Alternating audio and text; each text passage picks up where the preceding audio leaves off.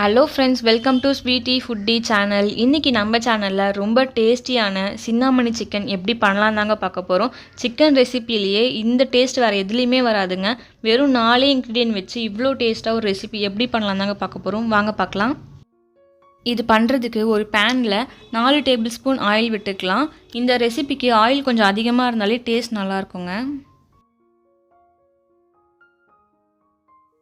இப்போது ஆயில் நல்லா காஞ்சிடுச்சு. இதில் 1 ஸ்பூன் சீரகம் சேர்த்துக்கிறேன்.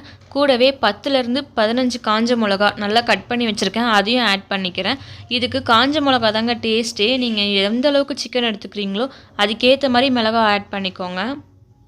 நான் இன்றைக்கி 1/2 கிலோ சிக்கனுக்கு 10லேருந்து 15 காஞ்ச மிளகா எடுத்திருக்கேன். இப்போது 2 ஆனியன் கட் பண்ணி வச்சுருக்கேன், அதையும் ஆட் பண்ணிவிட்டு நல்லா வதக்கி விட்டுக்கலாம்.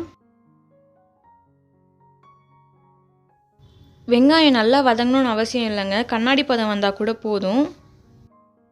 இந்த ரெசிப்பியில் நீங்கள் தக்காளி, இஞ்சி பூண்டு பேஸ்ட் எதுவுமே ஆட் பண்ணிடாதீங்க. அதை ஆட் பண்ணிங்கன்னா நல்லாவே இருக்காது. நான் எப்படி சொல்கிறேனோ அதே மாதிரி செஞ்சு பாருங்கள், அவ்வளோ டேஸ்ட்டாக இருக்கும். இப்போ தக்காளி விற்கிற விலைக்கு நம்ம இந்த மாதிரி ஒரு ரெசிபி செஞ்சு சாப்பிடும்போது அவ்வளோ டேஸ்ட்டாக இருக்குங்க. கண்டிப்பாக இதை உங்கள் வீட்டில் ட்ரை பண்ணி பாருங்கள். இப்போது வெங்காயம் நல்லா வதங்கிடுச்சு. இதில் நம்ம கழுவி வச்சுருக்க சிக்கன் ஆட் பண்ணிக்கலாம்.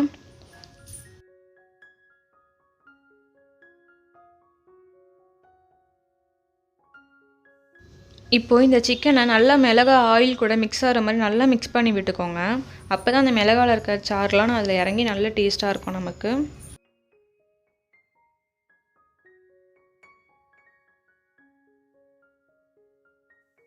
இப்போது 1/4 டீஸ்பூன் மஞ்சத்தூள் சேர்த்துக்கிறேன். மஞ்சத்தூள் சேர்த்துட்டு நல்லா மிக்ஸ் பண்ணி விட்டுக்கோங்க.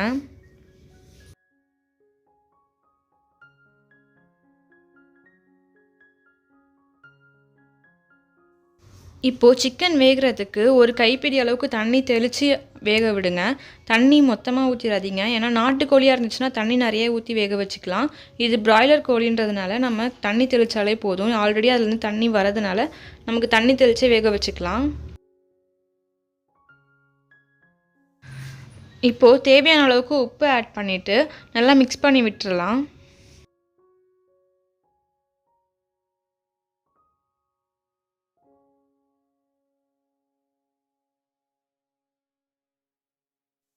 இப்போது இதை க்ளோஸ் பண்ணி ஒரு 10 மினிட்ஸ் அளவுக்கு வேக வச்சுக்கலாம்.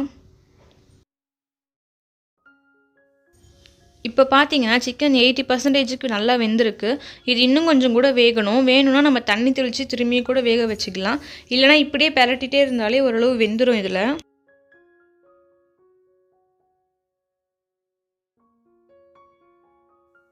இப்போ பார்த்தீங்கன்னா தண்ணிலாம் நல்லா சுருண்டி வந்திருக்கு. இப்போ இதை நல்லா மிக்ஸ் பண்ணிக்கிட்டே இருக்கலாம் நம்ம.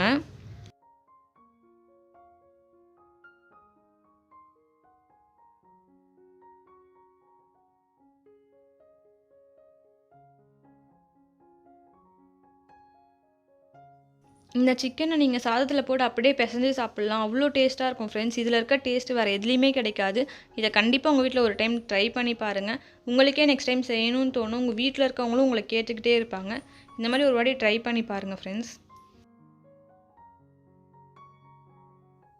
இப்போ பார்த்தீங்கன்னா சூப்பரான சின்னாமணி சிக்கன் ரெடி ஆகிடுச்சு. ரொம்ப ஈஸிங்க, வெறும் 4 பொருள் வச்சு ரொம்ப குயிக்காக செஞ்சிடலாம். இதை கண்டிப்பாக உங்கள் வீட்டில் ட்ரை பண்ணி பாருங்கள். ட்ரை பண்ணி பார்த்துட்டு எப்படி இருந்துச்சுன்னு கமெண்ட் பாக்ஸில் கமெண்ட் பண்ணுங்கள் ஃப்ரெண்ட்ஸ்.